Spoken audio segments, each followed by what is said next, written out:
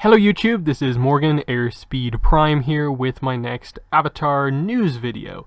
I guess this one is just going to be talking about some of the stuff that Aaron Ehasz has posted on Twitter over the last couple of days about Avatar. Now, obviously some of this stuff is from April Fool's Day, but he confirms in tweets back to people that he was just trying to talk honestly about it and happened to choose the wrong day. The idea is that these are meant to be his actual, honest thoughts. They're not meant to be any sort of a joke. So the thing that started all of this was just him deciding randomly to talk about Azula. So we get this kind of thread going from bottom to top in this case. I always intended for Azula to have a redemption arc in the story of Avatar: The Last Airbender. Longer and far more complicated than Zuko's, she had not bottomed in the end of Season 3, she had further to go. At the deepest moment in her own abyss, she would have found Zuko. Despite it all, her brother Zuko would be there for her, believing in her, sticking by her, doing his best to understand and help her hold her pain that she can no longer hold alone. Zuko, patient, forgiving, and unconditionally loving, all strengths he gained from Uncle Iroh. That's how she would have gotten out and changed, with the faith and love of someone she had hurt, but who stuck by her anyway, just as he had been saved by faith and love by someone he had hurt, but who stuck by him. And I always imagined that coming out the other side, she would be one of those people who hilariously overshares her own feelings all the time, and that she would be a bit over-apologetic, like a Canadian version of Azula. And then he says here, not an April Fool's joke, just took a bad day. Okay, so we'll get into the whole stuff about Season 4 in a second. So let's just talk about this Azula arc here, because I think it's obviously, you can see the amount of 2,400 likes on this tweet, 1,000 here. This has got a lot of a reaction here, obviously. I don't think it says too much here, because in a way, I look at the comics right now, and this basic idea is happening in the comics. He obviously basically plots out most of the arc. He goes, covering his opinion of where it would end, basically. Whereas in the comics, we're still in the middle of this arc kind of happening. Now, I do find it interesting that along the way here, Ursa isn't mentioned at all, despite, Azula's arc within the show being so heavily based around her mother. Now, maybe it speaks to the fact that the idea for Ursa changed compared to maybe what they had planned when they were constructing the show versus what is the canon, way they've taken Ursa as a character now, with her actually being still alive and there and basically able to speak to Azula whenever she's ready. I do still agree that ultimately in the comics, I think Zuko is going to be a very important character for Azula, changing and having a redemption arc, and I think that is something they will do for her. And, the way he kind of goes through it here, I think does kind of make sense to a degree, that this is her going through her, ups and downs, basically. And that, in a way, it is a tougher journey for her, because Zuko, in a way, got away from Ozai because of what happened, because he was banished, and that ended up actually helping him and leaving him more open to be able to kind of find his path easier. Azula is so kind of entrenched in that way of thinking, it is going to be a much harder thing for her to kind of come back from this. And they've kind of, in a way, done that. If you read The Search, Azula goes through a lot there in terms of just having to deal with her mental situation and having a lot of really huge downs in that story, coming back up now, and we're waiting to see where exactly they go next. But it's very clear that, in The Search, they already said, Aang wants to help Azula. Zuko, of course, wants to be a better brother to her. Iroh is there if Azula is willing to take any advice from him. Ursa's there. Ki's there as a character. Noran they could always use at some point in Azula's story. So that's all I'd really say about this. In that, look, that's a pretty interesting take on Azula.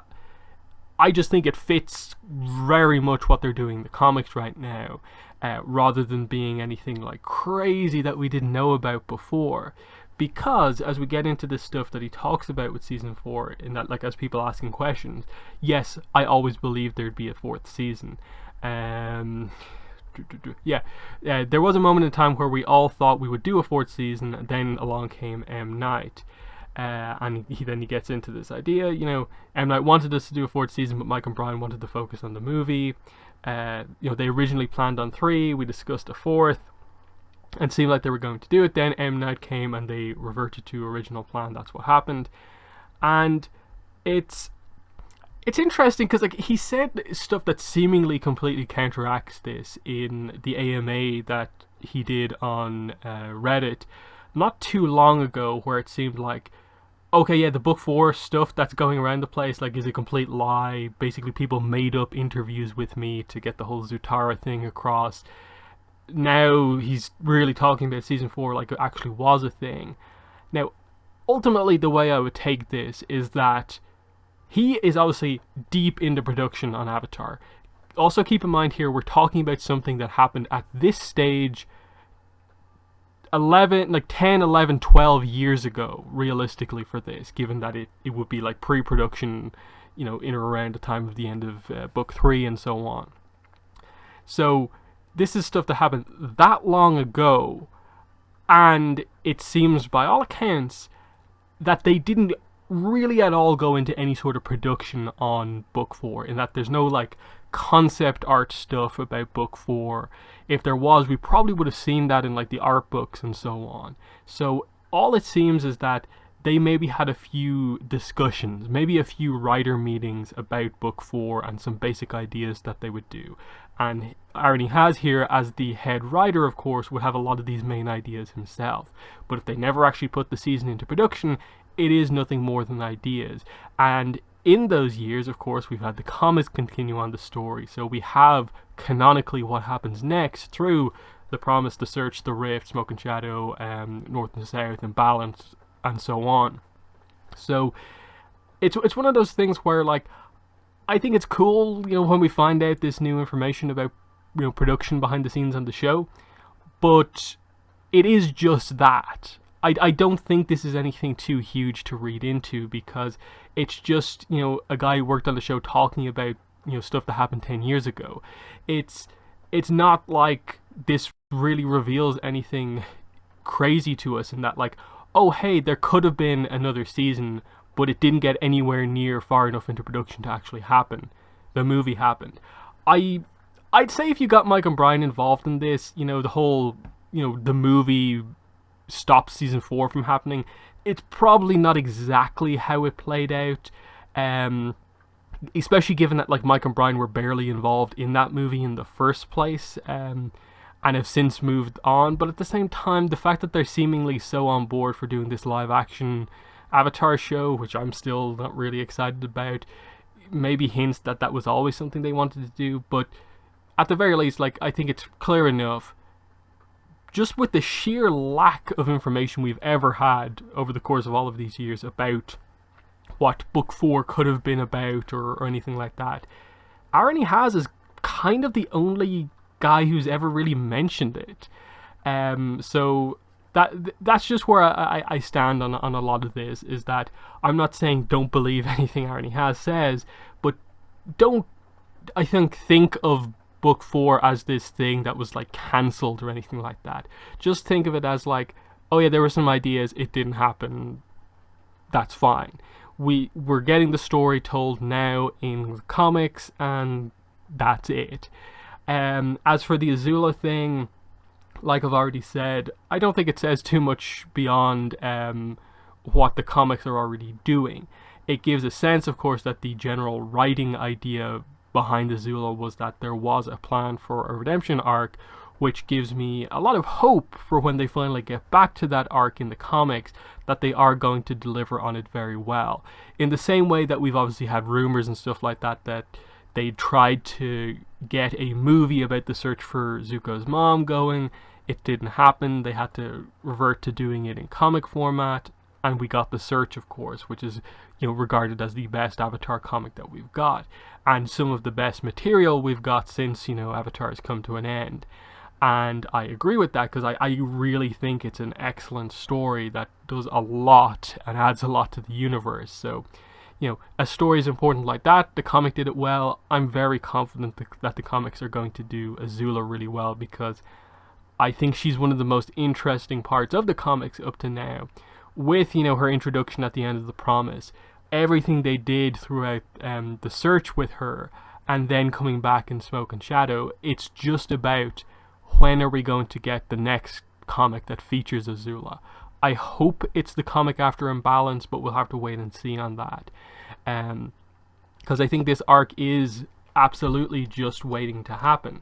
Now, are they going to quite go as far as to, you know, make her, suddenly turn her almost like complete flip into the oversharing character? I wouldn't quite go that far, but I could see maybe like Azula not always trying to manipulate people, getting rid of the, you know, that villainous kind of edge that she always tends to have. If you know, redeemed her in some way, it would be very interesting to see what like her dynamic would be with the group. Would it be something like that, or would it just be that they have a much more kind of colder character around them? But still, you know, the idea that, you know, someone who she hurt is going to stick by her through all of this, that makes sense with characters like Aang, who she killed at one point, and Zuko, who she obviously tried to manipulate throughout like the entire series. Those characters trying to help her, being this sort of notable thing for her, is definitely the path that they're going down. But to add to that, you know, I'd say, and I think that the one thing that I'm kind of shocked reading like his take on the whole Azula thing, is that no mention of her mother in it. And I think that's sort of telling in a way of like, that was like the entire thing in like the beach, part like the hallucination stuff towards the end is her, you know, obviously imagining what she thinks her mother is thinking about her. That's very, very important, and I'm kind of surprised that it isn't mentioned here at all. So they're my thoughts on this kind of Aaron Ehasz kind of tweets that he did over the last few days. In the comments, let me know what your thoughts are on this. What are your thoughts on what he had to say about his idea for the Azula redemption arc, and especially what he had to say about book 4 and it happening or not happening, and how much, you know, stock you really put into that, and so on. Yeah, that's the video. Thanks for watching, and bye.